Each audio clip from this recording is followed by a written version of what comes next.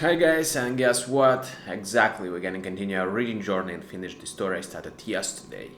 Thank you for joining me this Friday evening. It's my pleasure to see you every day, and let's continue. Yeah, the story was the social triangle.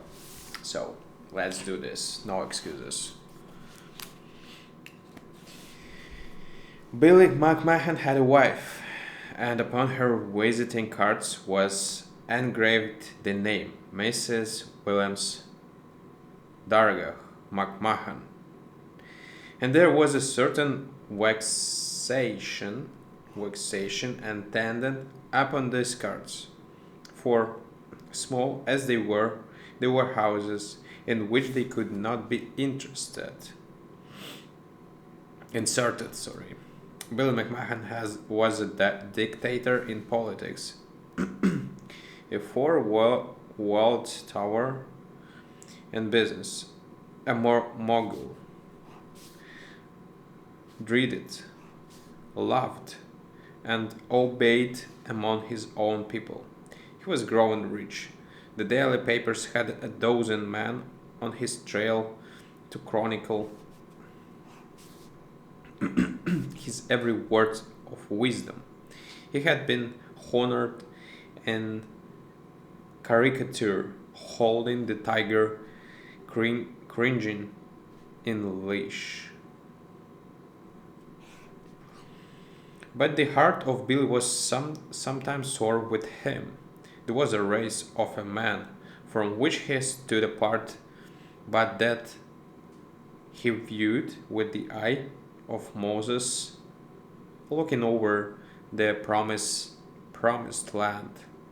He too had ideals, even as had Ike Snigglefritz, and sometimes hopeless of attaining them. His own solid success was as dust as ashes in his mouth, and Mrs. Williams Dorothy McMahon wore a look of discontent upon her plump but pretty face, and the very rustle of her silks seemed a sight. There was a brave and conspicuous assemblage in the dining salon of noted hostelry of, of a noted hostelry, where fashion loves to display her charms. At one table sat Billy McMahon and his wife.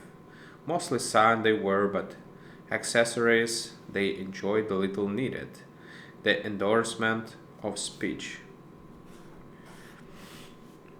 Mrs. McMahon's diamonds were outstone by few in the room.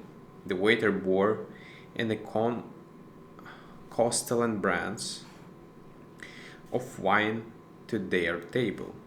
In evening dress, with an expression of gloom upon his smooth and massive countenance, you would look in vain for a more striking figure than Billy's. Four tables away sat alone a tall, slender man about 30, with thoughtful, melancholy eyes, of one duke, beard, and pinnacular white, thin hands. He was dining on filet mignon, dry toast, and apollinaris. That man was Cortland van Dyking, a man worth 80 millions, who inherited and held a scarce seat in the exclusive inner circle of society. Billy McMahon spoke to no one around him because he knew no one. One Dyking kept his eyes on his plate because he knew that every eye present was hungry to catch his. He could bestow knighthood and prestige by a nod, and he was chary of creating a too expensive nobility. And then Billy McMahon conceived and accomplished the most startling and audacious act of his life. He rose deliberately, and walked over to Cortland Want Dyking's stable, and held out his hand. "Say, Mr. One Dyking," he said, "I've heard you was talking about starting some reforms among the poor people down in my district. I'm McMahon, you know. Say now, if it's straight, I will do all I can to help you. And what I says goes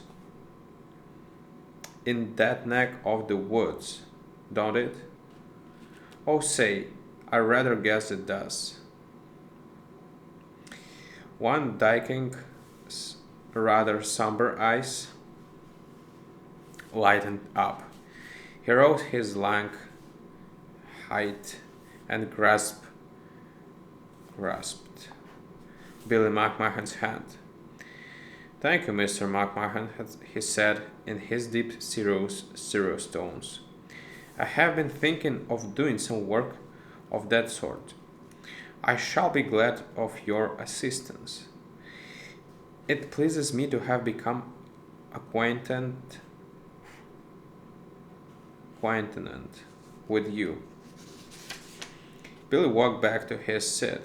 His shoulder was tingling from the accolade bestowed by royalty.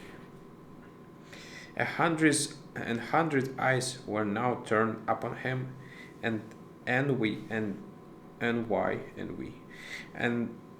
new admiration. Mrs. Williams Dara McMahon trembled with ecstasy. So that her diamonds smote the eye almost with pain, and now it was apparent that at many tables there were those who suddenly remembered that they enjoyed Mr. McMahon's acquaintance. He saw smiles and bows about him.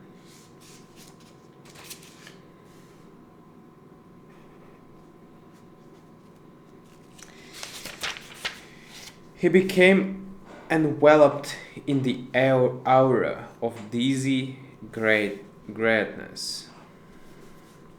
His campaign coldness deserted him. "Wine for the gang," he commanded the waiter, pointing with his finger. "Wine over there. Wine to those 3 gents by that green bush. Tell them it's on me. Then it wine for everybody." The waiter ventured to whisper that it was perhaps inexpedient to carry out the order.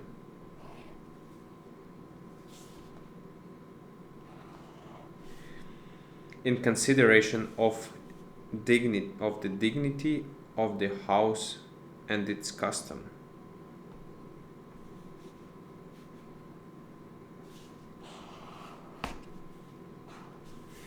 "All right," said Billy, "it's against the rules. if it's against the rules. I wonder if it wouldn't would do send my friend one King a bottle. No?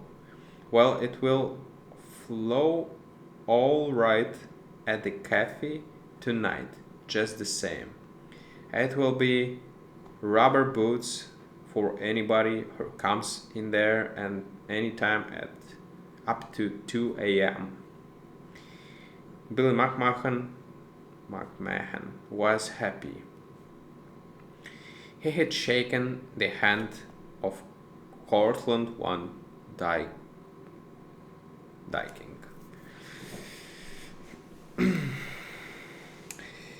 The big pale grey auto with its shiny metal work looked out of a place mover moving slowly among the push carts and trash heaps on the Lower East Side. So did Cortland Van Dyking, with his aristocratic face and white, thin hands, as he steered carefully between the groups of raged, scurrying youngsters in the streets. And so did Miss Constance Schuyler with her team, aesthetic beauty, seated at his side. "Oh, Cortland," she breathed. "Isn't it sad that human beings have to live in such wretchedness, wretchedness and poverty? And you, how noble it is of you to think of them, to give your time and money to improve their condition." Why Dyking, Van Dyking turned his sullen eyes upon her. "It's little," he said sadly, "that I can do. The question is a large one and belongs to society. But even individual effort is not thrown away. Look, Constance, on the street I have arranged to build soup kitchens, where no one who is hungry will be turned away. And down this other street there are all buildings that I shall cause to be torn down. And there erect others in place of those death traps of fire and disease."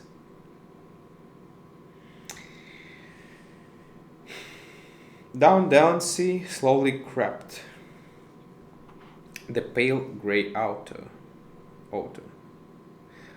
Away from it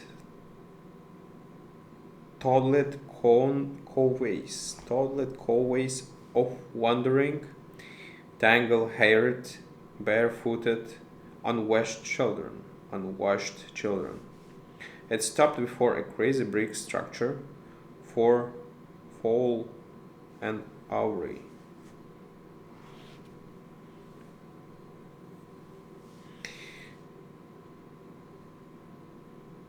Van Dyking aligned to examine at a better perspective one of the leaning walls. Down the steps of the building came a young man who seemed to epitomize its degradation,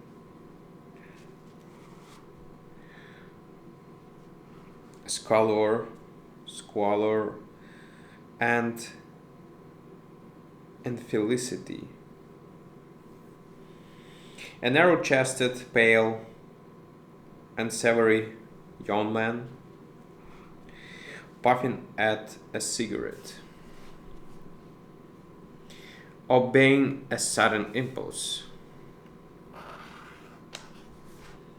While Dykin stepped out and warmly grasped the hand of what seemed to him a living rebuke. Rebuke.